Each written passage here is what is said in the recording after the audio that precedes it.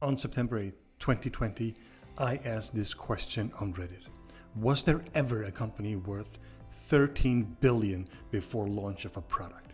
So there's no product released, and there's probably not going to be a product in the next year or so. The question is, has this ever happened before? The post got quite a lot of traction on Reddit. I actually got 93 comments on it, and nobody had a good answer. This could be the first time ever a company is worth 13 billion before the launch of a product. That's just crazy. At least nobody's ever heard about this before. How did this happen? How did a NASDAQ company become worth $13 billion without having a product and even a product release in the near future? That's what I want to look at. How could it happen? Let's look at the backstory, and some of the backstory is what they call a SPAC. I want to explain everything what a SPAC is because there's some magic to this story we're going to look into.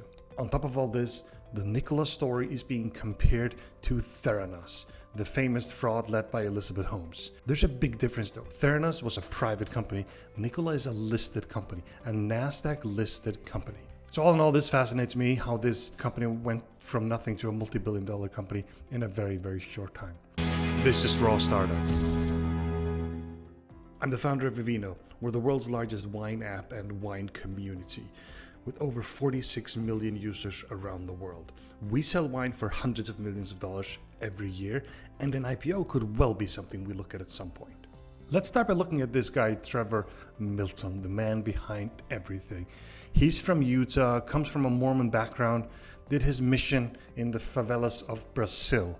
In 2015, he founded Nikola Motors with his brother Travis. Okay, this is when the weird stuff starts. Why is the company called Nikola? Clearly, he's a big fan of Elon Musk and Tesla. But calling the company Nikola, okay, background here, obviously Tesla is named after Nikola Tesla. And this guy calls the company Nikola. I mean, putting yourself right behind Tesla is fine, but like name, this feels like a stalky name. Like, why would you call it Nikola? Like, it's like giving the same name as Tesla. It's weird. Between 2015 and March 2020, Nikola is just another private company. They make all kinds of lofty promises about the future and things that may or may not happen. Most of them did not happen. For this story, March 2020 is the key moment. In March 2020, Nikola merges with a SPAC, and the day after, Nikola is a listed company. Yes, they go from a regular Joe private company to a listed company on NASDAQ. Okay, let's look at what this SPAC thing is. SPAC means Special Purpose Acquisition Company. It works like this. Someone goes out, raises some money, and lists an empty company. Basically a company that just has a lot of money. Then they start looking for another company to merge with. And this company can just list without having to go through several years. Look, doing an IPO is a lot of work. It takes 2-3 years. This is like a shortcut to an IPO because you just merge into this SPAC and suddenly you're listed. It's like an empty shell with a lot of money that's listed, waiting to buy somebody. Then you can buy that company, merge, change name. Suddenly that private company is now a listed company. That's pretty much what happened with Nikola too. In Nikola's case, there was a company called Vector IQ Acquisition Corp, VTIQO, a SPAC with some money in it, just waiting for a company to merge with. You know, there's nothing wrong with a SPAC. Actually, half the companies getting IPO'd right now are SPACs. Empty companies just waiting to find somebody they can express IPO, if we can call it that. The tricky part here is though, once you're listed, you have to behave like a listed company. You now have to follow all the rules of NASDAQ and of SEC and so on. And if you don't, you'll get a big fine. You could end in prison. This is serious stuff as soon as you're listed. The problem is you go straight from private to listed in no time. Usually an IPO would take 2-3 years. You're just express laned to being a listed company. It's like a child that's like 10 years old and suddenly they're 21. That's a tricky one. It's like a fast track. Hey, I skipped the teenage years. Now I'm just a grown up. That is probably difficult. And for Nikola, that turned out to be very, very difficult. As an example, Elon Musk got into trouble with Tesla. He did one tweet about delisting the company. He should not have done that. They almost had to throw him out of Tesla, but they made some kind of deal with SEC. So one tweet and you could be in massive trouble. So you have to be very, very careful with what you say and do as a listed company. Tesla knows this. I'm not sure Nikola knows this. Okay, so now they get listed.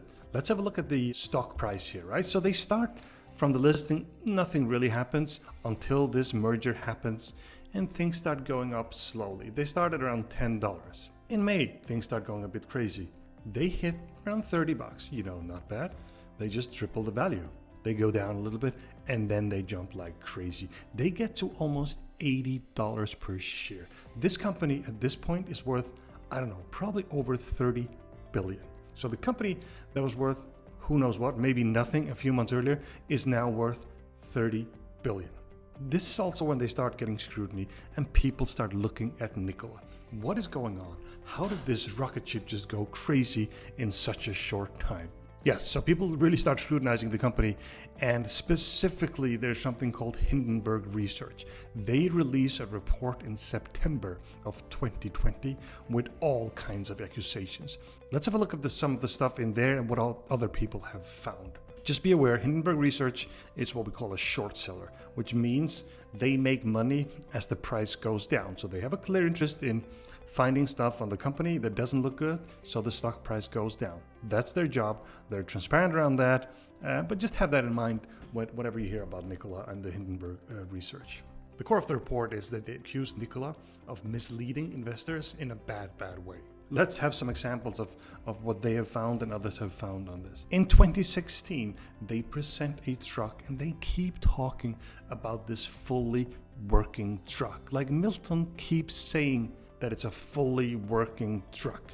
It has now been 4 years. And if that truck was fully working, where is it? And he even goes like all in on this. He just keeps saying fully working. This is actually in our truck right now. You'll be able to see it when you get in the truck later tonight. You'll see it up on the screens. They're fully functioning screens. But this thing fully functions and works, which is really incredible. There's a fully functioning vehicle, which is really incredible. You can go through, we can change out pretty much everything we want, all the temperatures. I mean, this is a fully functioning vehicle. It's not just a pusher. Every time he keeps repeating something, there's something fishy around it. At least it is 2020 now. That was 2016. If it was fully working, shouldn't you be selling it by now? Okay, it gets better. In 2018, Nikola releases this amazing video with the truck in motion. Look at it go. I mean, it's flying. It looks like a fantastic truck, ready to go off the assembly line, ready for everyone to buy.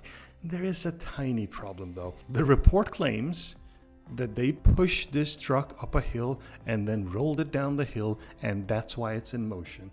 There might not be any engine. It's definitely not going on its own power. It's just rolling down the hill. The thing about this story is that Nikola hasn't said it's not true. They have had a chance to come out and say this is not true. So they've basically confirmed that they pushed that truck up the hill, rolled it down, changed the angle of the cameras a little bit so it looks like it isn't going downhill, but basically it's going downhill. I mean, this is just crazy. A company claiming this kind of stuff is just, not being truthful. Okay, one more of these stories. Trevor claims that their factory is off the grid and they generate so much solar power. Obviously, someone takes a look at satellite photos. Guess what? No panels. How do you run a factory with solar power if there are no panels? And this just keeps going. There's just too many things here that aren't true, or they can't give an explanation on what happened. The thing about something like this is not just a founder trying to sell any future value here. When it's a listed company, these people are making massive amounts of money. And this is where Trevor Milton starts getting real attention and scrutiny. He keeps talking this stock up and he becomes richer and richer in real money. He gets even more attention when he buys the most expensive house in Utah, a $32 million house. This house is just massive. Okay, I could keep going with these stories about Nikola, but let's have a look at how it all unravels. Come September, and things start falling apart. The Hindenburg reports come out with all these wild accusations, which they could be true or not true, but they can't bring a good answer. I mean, if there are 30 accusations and you only get an answer to 10 of them, what about the other ones? To make matters worse, and Trevor is good at making matters worse, just really good at making matters even worse. Trevor comes out on social media right after the report comes out and said, "We'll be right back within hours with a response to every single question." And then what happens? Silence. Nothing happens. They do not bring a good response to all these questions. then you have to assume the things that you don't respond to, they're probably true. The truck being pushed up and then rolling downhill, probably true. That goes on for a few days, and the next thing we hear is that Trevor Milton is out of Nikola. I mean, he is Nikola, so that in itself is interesting. But can they save this company? That's a good question. I personally don't think so. I'm just not sure there's enough in this company. I think, and that's what puzzles me at this point. Again, this is just speculation from my side. I'm not giving anyone advice on anything, but I just can't believe that this company is still worth now $7 billion. Why are people still buying this stock? We don't think a lot of what's said about this company is true. Time passes on, end of September. Suddenly, Trevor Milton, again, he was Nikola. He was also Mr. Social Media. He disappears from social media. Gone. Under the radar, not a word. So now everyone's just waiting what's next here. But again, the company, as of end of September, is still worth $7 billion. That could change quickly, but that's where we are right now. You know what, Trevor? I'll give you a compliment before we go. Your big idol, Elon Musk, obviously he's better at building basically everything. Rockets, cars. He's actually done all these things. You name your company Nikola, just like Tesla. Again, weird. But I will say one thing. Maybe it's your Mormon background, but you are a good preacher, man. You are incredibly good on stage and much better than Elon Musk. So here's a compliment for you. You are a lot better on stage than Elon. So at least you can take that with you. All that said, the core problem here is that we have these companies that suddenly fall apart. We've seen Theranos, which probably was a fraud. We've seen WeWork, which wasn't well managed. Let's put it that way. I did a video on it. You should definitely watch it. Crazy, crazy story. But there's a difference here. Theranos and WeWork were private companies. Nikola is not a private company. Nikola is a listed company. They are on NASDAQ. Governed by the SEC, we're supposed to believe everything these public companies say. I think this is a major problem for NASDAQ and the SEC. How can a company suddenly be worth $30 billion with no product, no revenue, no nothing? That's all we have today. Thank you very much for watching. Please like and subscribe if you enjoy this type of content. Thank you very much.